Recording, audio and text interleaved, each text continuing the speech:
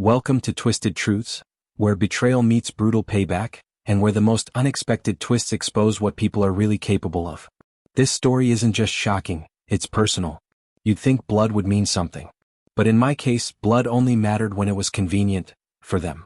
My name is Caleb Whitman, and until 6 months ago I believed family came before everything. That's how I was raised, or at least how I thought I was. I grew up in the shadows of a legacy business, a company my grandfather built from the ground up. Whitman Enterprises, a multi-million-dollar private logistics and infrastructure company with contracts spread across the nation. It was more than a job, it was my family's identity. Or rather, it was their identity. I was always the second son. The forgotten one. The quiet one. The mistake from Dad's second marriage. My older sister, Vanessa, made sure I never forgot it. Perfect grades, perfect record, perfect smile for every boardroom camera. She had Dad wrapped around her finger and the executive team in her back pocket. Still, I worked my way up. Started in the mailroom at 21. Then accounting. Then supply chain. Then corporate strategy. I never asked for handouts, never leaned on my last name. I thought if I proved my worth, they'd see me as an equal. That was my first mistake. The betrayal came the day after my 37th birthday. The family held a celebration at the lake house. Chilled champagne, catered food, the whole 9 yards. I was just about to give my speech when Vanessa clinked her glass and smiled that smug smile that always meant trouble. Everyone were thrilled to make an announcement. Dad has officially appointed me as the next CEO of Whitman Enterprises. Gasp. Applause. Confetti cannons. Even Mom looked surprised, but not as surprised as me. My hands froze on my champagne glass. Wait, what? There had been talks for years that when Dad retired, he'd let the board decide who was best positioned for the future. I had been working on a strategy proposal, building a modern logistics app from scratch. Vanessa hadn't been hands-on in operations in years. But she just laughed and kissed Dad's cheek like this had been written in stone since birth. I stood there stunned. My father didn't look at me. Not once. And then, Vanessa looked me dead in the eye and said it. Oh, don't look so shocked, Caleb. You know you've never really been part of this family. The words hit harder than any blow. In front of colleagues, cousins, friends. They all laughed awkwardly and turned back to the party. No one defended me. I left early, alone.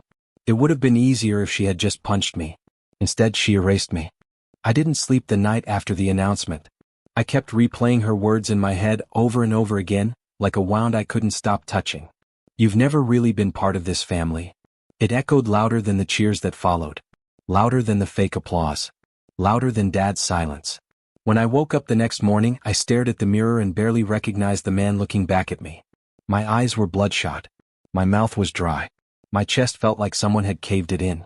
I called my father's office that day, hoping, naively, that maybe this was a misunderstanding. Maybe he had been pressured. Maybe there was still a conversation to be had. His assistant put me on hold for 22 minutes. When she came back, her voice was cold. Your father is in meetings for the foreseeable future. He said all communication should go through legal moving forward. Legal? I wasn't fired, but I might as well have been. They moved me out of my corner office that same week. No warning. Just a quiet memo to HR and a sympathetic shrug from one of the younger directors. I was relocated to a half-empty cubicle 2 floors below. The kind of space they used to give interns. To make it worse, Vanessa had her assistant send me a bouquet of white lilies. For your years of service. We hope you find your next path soon. No note. Just that smirk folded into the petals. I stopped going to family dinners. They stopped inviting me. I skipped my niece's birthday party because I couldn't bear to see my sister standing next to Dad like she was the queen of the empire she'd stolen. I started drinking more. I'd sit in the parking lot of my old high school in my car, bottle tucked in a brown bag, watching kids come and go like I was haunting my own memories. Sometimes I cried. Sometimes I screamed.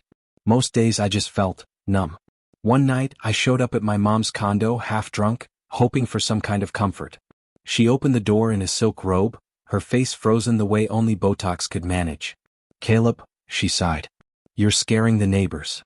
I just want to talk, I said. Please, tell me this wasn't the plan all along. Tell me Dad didn't always choose her. She pursed her lips, glancing back inside as if hoping I'd disappear. You've always been too emotional, she said finally. That's why you were never a good fit for leadership. You feel too much. And then she closed the door in my face. I stood in the hallway staring at the white paint, and I swear I could hear the locks click behind me. I spiraled after that. There's no other word for it. I stopped shaving. Stopped showering.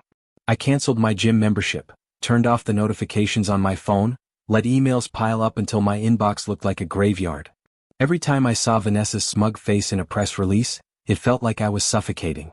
They were praising her vision and modern leadership style, while the strategy deck I built, the one she presented, was the same one I left on Dad's desk a month before my birthday. She stole my work, my future, my family, and no one cared. I thought about disappearing. Literally. I even started pricing one-way tickets to somewhere, anywhere. Canada, Iceland, Morocco. I didn't care. I just wanted to stop existing in the same world as them. But something stopped me. A single email. A name I hadn't seen in years. Subject, need to talk. From Evan Lockhart. Evan used to be Dad's protege. Brilliant guy. Incredibly sharp. Worked in M&A strategy before Vanessa pushed him out 2 years ago. I hesitated before opening it.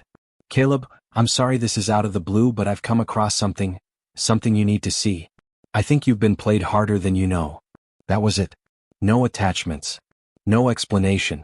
Just enough of a hook to jolt something in me, something that hadn't stirred in weeks. Hope. And rage. I stared at Evan's email for a long time. There was no file attached. No details. Just a whisper in the dark, like someone had cracked open a door in a room I thought was sealed shut forever. For the first time in weeks, I felt something besides shame. I typed back. What do you mean? Call me. He replied in under 5 minutes. Not over email. Meet me. Thursday. Same place we used to grab drinks after board meetings. 8 p.m., don't be late. I almost didn't go. Part of me still felt like maybe it was better to just disappear. But then I remembered the lilies. I remembered Vanessa's voice, her smugness, the applause that had left me invisible. I remembered the silence from my own father. And I went. The bar was mostly empty when I walked in. One of those upscale wooden leather joints in Midtown, with jazz humming from the speakers and a bartender who always seemed to be polishing a glass.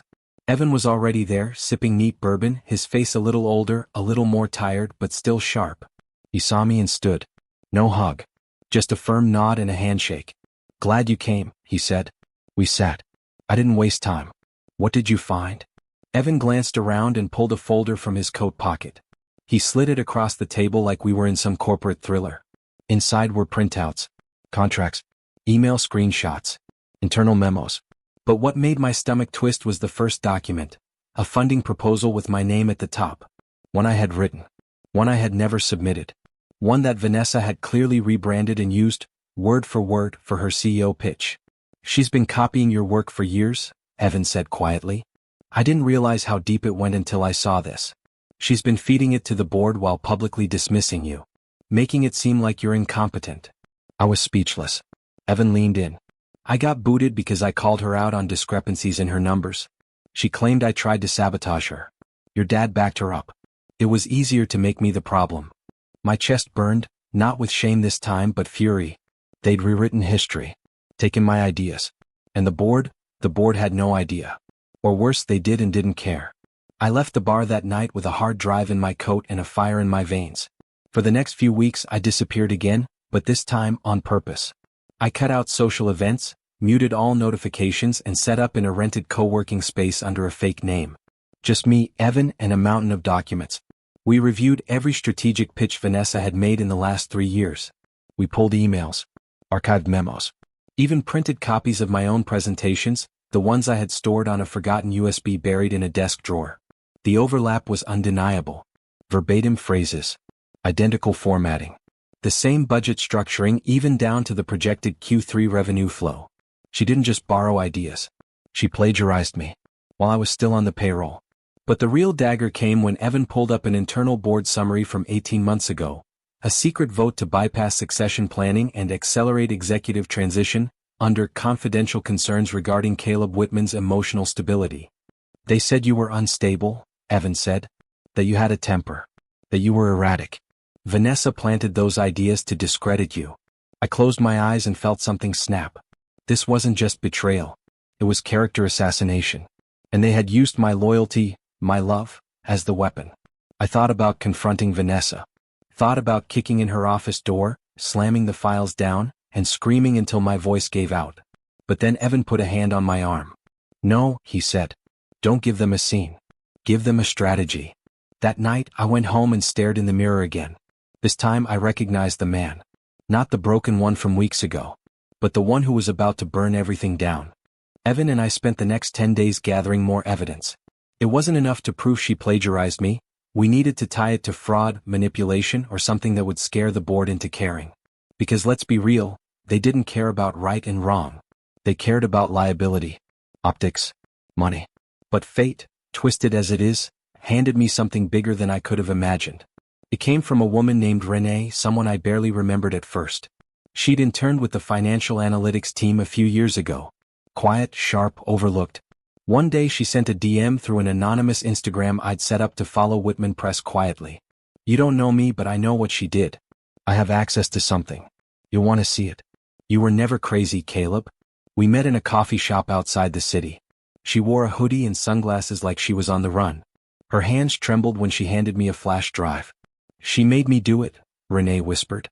I created the report to help Vanessa pad Q4 numbers during her COO trial period. It was supposed to be temporary, just until the board vote. But she kept using it. That's securities fraud, Caleb. I thought someone should know. Inside the drive was a forensic breakdown of financial projections submitted to the board that didn't match actual earnings. They'd fudged growth, reclassified income streams, deferred losses into phantom shell accounts that didn't exist. It was clean, calculated, fraudulent, and it had Vanessa's digital signature. Suddenly this wasn't just personal, it was criminal. I sat alone in my apartment that night, staring at the screen, my hands cold and sweating at the same time. For so long I thought I was just hurt because I was left out, forgotten, betrayed. But this changed everything. I was collateral in a cover-up, and now I had the truth.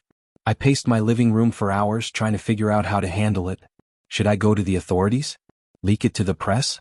Walk into a board meeting and drop the bomb? But I wasn't ready. Not yet. Evan agreed. This is your ace, he said. And if you play it right, you don't just bring her down. You take everything they stole from you, and more. I started thinking like the strategist I once was. First, I had to disappear from their radar. Let them think I'd faded away, wallowing in self-pity. The longer I stayed quiet, the more careless she'd get. People like Vanessa always do, they believe their own PR. Meanwhile, I filed paperwork behind the scenes. Registered a new holding company under an alias. Gathered confidential statements from 2 former VPs who left suspiciously soon after Vanessa's rise. Both had seen unusual reporting practices, and were advised to drop questions. And I quietly reached out to one more person. Alicia, my dad's oldest friend and a sitting member of the board. She'd always treated me kindly, even after my father stopped returning my calls. We met at her art gallery on a rainy Wednesday. I showed her a curated package of files, not everything, just enough to start. Her hands trembled as she flipped through the pages. My God, she said. If the auditors ever saw this. I didn't have to say more. Her eyes told me she understood. Give me 2 weeks, she whispered. Leave the rest to me. For the first time in months I felt the scales shift. I still hadn't confronted Vanessa. I didn't need to, not yet. Because when the truth starts to crack through the walls someone built on lies, it doesn't knock. It breaks in. There's something that changes in you when the weight of betrayal hardens into resolve. No more tears. No more pity. Just clarity. I stopped feeling like the cast-off, the overlooked younger sibling hoping to be accepted. I stopped playing by their rules. I wasn't here for approval anymore. I was here for accountability. I wanted the truth to destroy them. And now I had the match in my hand. It started with small moves. My new holding company, Bluefield Strategies, began purchasing minor stakes in Whitman Enterprises subsidiaries. The ones Vanessa didn't pay much attention to. Regional logistics branches. Independent contractors. Long-forgotten licenses tucked under shell LLCs. All legal. All quiet. I used shell bids and partner names. Spread across different states, none of it pointed back to me. But slowly I was embedding myself into the infrastructure of the empire she thought she owned. The first real blow came when a quarterly report revealed that 2 underperforming service divisions had been revitalized, thanks to their new silent investors. Vanessa mentioned them in a newsletter, unaware she was praising the very person plotting her downfall. Keep your enemies close, Evan smirked. Closer than blood, I replied. But the real spark, the moment I knew she would fall, came during a conversation I wasn't supposed to hear. Evan still had access to the company's Slack through an old vendor portal. One afternoon, he intercepted a chat between Vanessa and the CFO, Lawrence. Read. Vanessa, start the offshore transfer by Friday. I don't want the board sniffing around Q3 margins again. Lawrence, that's risky. We've already pushed 2 quarters. Someone's going to notice eventually. Vanessa, let me worry about that. I've handled worse. Handled worse. That was her mindset. Rules didn't apply to her. She believed she was untouchable. That's when I knew she had no idea how deep I'd gone. She didn't know I'd already tipped off 2 board members about discrepancies in performance reports. Or that I had quietly filed an anonymous whistleblower alert to the SEC. She thought I was still licking my wounds. And that was my biggest advantage. At night I started writing again. I compiled everything into a digital dossier. Plagiarized projects, forged numbers, offshore transfers, false accusations made against me, internal documents with her signature. But the most damning? A clip from a Zoom call I had quietly recorded when Renee helped me gain temporary access through her analyst account. Vanessa had been caught laughing, mocking the board, bragging about how they're too old and too stupid to realize I make up half the numbers I present. The video was only 17 seconds long. But it was enough to turn stomachs. Evan looked at me when we watched it and said, This is the bullet. But I wasn't ready to fire it. Not yet. I wanted more than just a boardroom upset. I wanted them to feel it. Especially my father. So I scheduled a meeting with him. At his favorite steakhouse. Public. Controlled. Civil. He walked in wearing the same smug suit he always wore. Silver cufflinks. Rolex. The same cold eyes I once tried so hard to impress. He sat across from me like I was just another vendor asking for a favor. Didn't expect to hear from you, he said, sipping his whiskey. You finally decide to stop sulking? I smiled. I'm not here for your approval. I just thought it was fair to give you a chance. One chance. He raised an eyebrow. To do what, Caleb? To remove Vanessa quietly before this goes public. I slid a single page across the table. It wasn't everything, just enough to make him sweat. You read it? His face dropped. Where did you get this? Does it matter? He looked up, rattled for the first time in years. If this gets out, the company, our family name, could collapse. I leaned forward. Then maybe you should have thought about that before you backed the wrong child. I stood and left him there, clutching the paper like it was radioactive. That was the night I truly became dangerous. Because now I had nothing left to lose, except the satisfaction of watching them all burn. You can't take down a legacy overnight. Not if you want the fall to be permanent. So I moved quietly. Like smoke through vents. No explosions. Not yet. Just pressure, subtle and precise. The day after my meeting with my father, I expected retaliation. Maybe a cease and desist. Maybe a counter threat. But there was silence. That told me everything I needed to know. He was shaken. Vanessa, however, wasn't. She carried on with her glossy interviews and polished PR campaigns. She released a statement celebrating record Q2 earnings and boasted about an aggressive expansion plan across the Midwest corridor. The board ate it up, on the surface. But I knew 2 of them had started digging deeper thanks to the files I seeded anonymously. I didn't need them to believe me. I needed them to doubt her. Meanwhile, Bluefield Strategies continued acquiring tiny equity shares across Whitman's ecosystem. Freight vendors. Software licensees.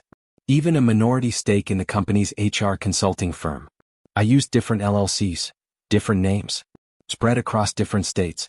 By the time Vanessa realized what was happening, I was embedded in 5 subsidiaries and had legal access to their performance data and internal practices. My fingerprints were everywhere, yet she didn't see me. Until she did. It came in the form of a voicemail. Her voice tight and venomous. I don't know what game you're playing, Caleb, but I suggest you stop before it gets ugly. You've already embarrassed yourself enough. I replayed that voicemail 10 times. And then once more just to smile at the panic in her tone. Because it meant one thing, she felt the ground shifting. I didn't reply. I didn't need to. I let the silence haunt her. And then I made my next move. I reached out to 3 former clients who had severed ties with Whitman Enterprises under Vanessa's leadership. 2 had left quietly. 1 had filed a lawsuit that mysteriously vanished from the docket. All 3 agreed to meet with me off record. One of them, a woman named Jillian Carter, had been the head of supply chain for a billion-dollar retail company. She threatened to blacklist me if I didn't renew our contract, Jillian said. When I refused, she sent a team to bury our dispute in red tape and quietly ruin our shipping lanes. She's dangerous. She handed me emails, a voice recording, notes from internal meetings, more fuel for the fire. All of it legally obtained. All of it traceable. Back at home, Evan and I mapped out everything on a massive corkboard, like something out of a detective movie. Strings, pins, faces, documents. At the center, Vanessa. Around her, the people she manipulated, fired, coerced, and buried. At the edges, me. Every pin I planted, every move I made, it all came back to her. But the revenge wasn't just about public takedown. It had to be personal. It had to be felt. So I hired a small, respected audit firm under a new alias. Their job? Conduct a routine performance analysis on one of the subsidiaries I now partially controlled. Of course, they found inconsistencies, payroll gaps, duplicate invoices, phantom accounts. When they requested clarification, Vanessa's CFO panicked and redirected them to Vanessa herself. 3 days later, I received a letter from Whitman's legal counsel. Cease and desist all inquiries into internal operations. You are interfering with executive decisions without board authorization. Perfect. That letter became Exhibit A. It proved they were trying to suppress internal accountability. Alicia, the board member I'd looped in earlier, called me 2 days later. You've started a storm, she said. No, I replied. I'm just shaking the tree. Let's see what falls out. Then came the first real fracture. Lawrence, the CFO, resigned unexpectedly for personal reasons. Except it wasn't personal. I knew he was trying to get out before the audit trail caught up to him. Vanessa issued a polished goodbye statement.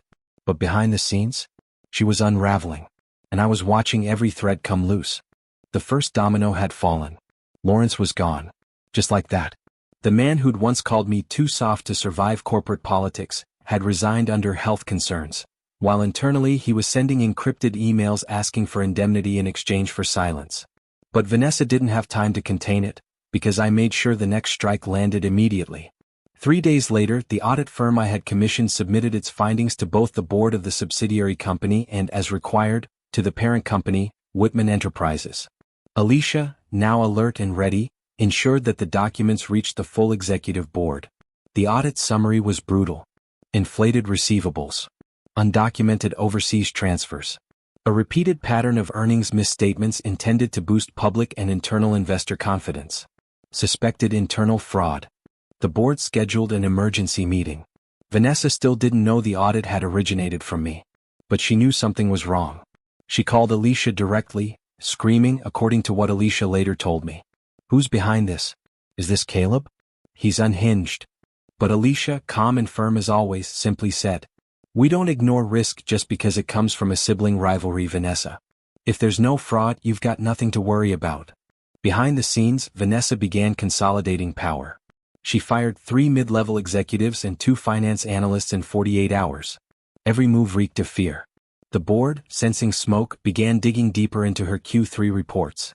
Meanwhile, I anonymously leaked Vanessa's Zoom clip, the one where she bragged about making up half the numbers, to a small but respected business journalist who had once written a profile on my father. He didn't publish it yet, but he did reach out to Whitman Enterprises for comment. The board got wind of the press sniffing around. Vanessa went into full damage control mode. But the more she clawed to bury the fire, the more attention she drew. That's when she made her first real mistake. She scheduled a town hall meeting with all employees, designed to boost morale and reassure investors. She smiled. She lied. She painted a picture of innovation and integrity. And in the Q&A section, an anonymous employee submitted a live question. How do you respond to accusations that you plagiarized strategic proposals and misrepresented earnings to gain your CEO role? She froze. Just for a second. But it was enough. The video went viral internally. Her press team worked overtime to get it scrubbed, but it was too late. People were talking. Investors were whispering. Employees were forwarding emails, screenshots, and chat logs. I watched it all from a distance. Silent. Steady. A storm that had been building for months was now touching down. And then I made my final approach. I emailed every board member. No aliases. No masks. Just me. Caleb Whitman. I sent them the full dossier. Every plagiarized file. Every memo. The audio from Jillian. The Zoom video. The financial discrepancies. Renee's timeline of manipulation. Lawrence's emails. The subject line? Your CEO isn't just a liar, she's a liability. No threats. No blackmail. Just truth. It hit harder than any weapon I could have wielded. Within 72 hours, the board called an emergency vote of no confidence. Vanessa found out through a leak. I got a call. This time she didn't sound smug. She sounded small. "You did this?" she said, her voice trembling. "No," I replied.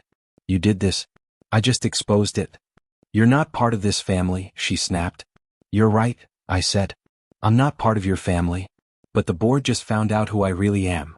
And that was the moment I knew she wasn't in control anymore. I was. The emergency board meeting was scheduled for Friday morning. Vanessa tried to block it. She called lawyers, cited protocol, claimed she was being targeted by a jealous ex-employee with personal vendettas. But it was too late. The truth wasn't a rumor anymore. It was a documented, tangible risk. And if there's one thing a board hates more than a scandal, it's liability. I didn't attend in person. I didn't need to. Alicia made sure I had a front row seat via a private stream, just long enough for me to see Vanessa walking into the conference room in a tailored gray suit, clutching her leather binder like it was a shield. Her eyes flicked over the room, but her usual dominance was gone. She didn't know who was still on her side. That's what guilt does. It isolates. The meeting lasted over 4 hours.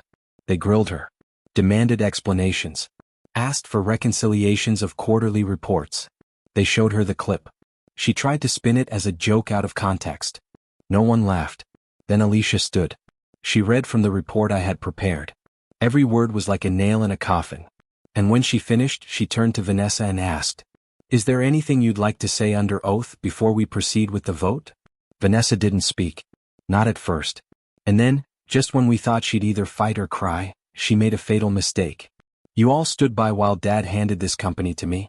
You knew what it took to keep this place afloat. Don't act like you didn't benefit." There it was. The unintentional confession. The arrogance, the entitlement, exposed. A vote was held. 6-1. Vanessa was removed as CEO of Whitman Enterprises with cause. But here's the twist they didn't see coming. The board didn't name a new CEO. Instead, they issued a public statement announcing a temporary leadership council to restructure company oversight after the scandal. They asked me to join that council. They didn't know everything yet. They didn't know I owned minority stakes in 5 subsidiaries. They didn't know that through Bluefield I was now one of the top 5 internal stakeholders in the supply chain arm of the company. I wasn't just back. I was embedded. At the press conference that followed, Vanessa was noticeably absent. They said she was on extended leave. But everyone knew. And the board? They knew they'd been fooled. They also knew they needed me. The irony was poetic. I was no longer asking for a seat at the table. I was the one deciding who sat where. A few days later, I received a text from my father. Just 4 words. "You made your point." I didn't respond. Because this was never about a point. It was about truth. It was about respect. It was about finally being seen, not just as a brother or a son, but as someone who built something real. And now, Vanessa had nothing but ashes. And I was the one standing in the smoke, still breathing. It didn't take long for the press to sink its teeth into the story. Whitman Enterprises CEO ousted amid fraud investigation. Family power struggle erupts into corporate scandal. Boardroom bloodlines, when legacy turns toxic. Every outlet had a headline. The image of my sister, once the polished, untouchable darling of the industry, was now splashed across media in the worst way imaginable. News anchors recited allegations like gospel. Investors fled. Stock value dipped. Clients demanded audits. She went silent. No statements. No interviews. No retaliation. Until one night she showed up. At my door. I'd just come home from a long day at the office. Yes, my office now, inside a division she didn't even realize I owned. I was pouring a drink when I heard the knock. I opened the door and there she stood, Vanessa, still wearing the same designer coat but no makeup. Her hair was tied back, her eyes red and raw. She looked like she hadn't slept in days. "You did this," she whispered. I didn't answer. I just stepped aside. She came in like a ghost. For a while we just stood there in silence. And then she broke. "They're freezing my accounts," she said. "Lawrence gave up everything. The auditors are opening a full investigation. Do you know what that means?" "Yes," I said. "It means they'll find out exactly how deep it goes." She spun toward me, her voice rising. The mask cracked. "You couldn't just let it go? After all these years? You really think you're the hero in this?" I set my glass down. No. I don't think I'm the hero. I think I was the only one willing to face the truth. Dad always knew you'd ruin this family. Dad chose you, I interrupted, my voice calm but cold. And you nearly buried us all. I didn't ruin anything. I exposed what you already destroyed. She shook her head, trembling. You're not even a real Whitman. You were Mom's mistake. A pity project. I just looked at her. The venom. The desperation. The smallness. And yet, I said, here you are, begging at my door. The words hit her like a slap. She stumbled back a step, swallowing hard. They're going to arrest me, Caleb. I could lose everything. You already did, I replied. She collapsed onto the couch, sobbing, not out of regret, but because she finally realized the world she built on lies was crumbling beneath her. I let her cry, not out of pity, but because I needed to see it. Not vengeance. Not cruelty. Closure. I gave her a tissue and walked to the door. You should leave. You're not safe here. Not from the press. Not from the law. Not from what's coming. She stood slowly. You really hate me that much? No, I said. I don't hate you. I trusted you. That's worse. And with that she left. The door closed behind her with a soft click. And I exhaled, for the first time in years. That night I slept for 8 straight hours. No dreams. No guilt. Just silence. The kind you earn. They say justice comes slowly. But when it arrives, it echoes. 2 months after Vanessa left my apartment in tears, the headlines had moved on. The media found new scandals, fresher blood. But inside Whitman Enterprises, the ripple effect of her downfall was still unraveling quietly and thoroughly. The SEC opened a formal investigation. 3 financial officers were subpoenaed. 2 internal lawsuits were filed. And my father, once revered as the untouchable patriarch, was forced into early retirement by unanimous board vote. They issued a carefully worded statement. We thank Mr. Whitman for his decades of service and leadership. As the company transitions into a new era, we are committed to transparency, accountability, and growth. Behind the scenes, it was more brutal. He had lost all credibility. Turns out, when you enable corruption, even if it's your own daughter, you don't just fall with them. You vanish. He never reached out again. Not even to ask for help. And I didn't offer any. As for Vanessa, she accepted a plea deal. She won't see prison, but she'll carry the stain of her name on every application, every search result, every time someone Googles her. The once proud CEO now works in contract consulting under a different name, mostly remote work. People say she's rebuilding. Maybe she is. But the name Whitman? It doesn't open doors for her anymore. And me? I didn't take over the company, not officially. I declined the board's offer for the permanent CEO role. Instead, I stayed in the background. I let Bluefield Strategies acquire more equity quietly, cleanly, and legally. Within 6 months, I was the majority stakeholder in 3 divisions and a silent partner in 2 more. I wasn't the face of the empire. I was its architect. And I rebuilt it, not with vanity and press releases, but with people who believed in work, in loyalty, and in truth. Evan came on as a full partner. Renee? She's now head of risk and compliance. Jillian Carter's company renewed their contract after a 5-year break, and she said it was because of me. One day at a shareholders conference, a young analyst asked me during Q&A, Mr. Whitman, what advice would you give someone who feels overlooked, forgotten, in their own family or company? I paused, smiled. Keep receipts. Play the long game. And never confuse silence with weakness. There was laughter. Then applause. But I wasn't smiling for the audience. I was smiling because I had finally healed. Not from revenge, but from finally being free. They tried to erase me. They forgot I was watching. And now, every move they make happens in a world I control. In the end, truth has a way of surfacing, even if it comes twisted through pain and betrayal. As one wise voice once said, sometimes your greatest enemy was once your closest ally. If this story struck a chord with you, let us know in the comments.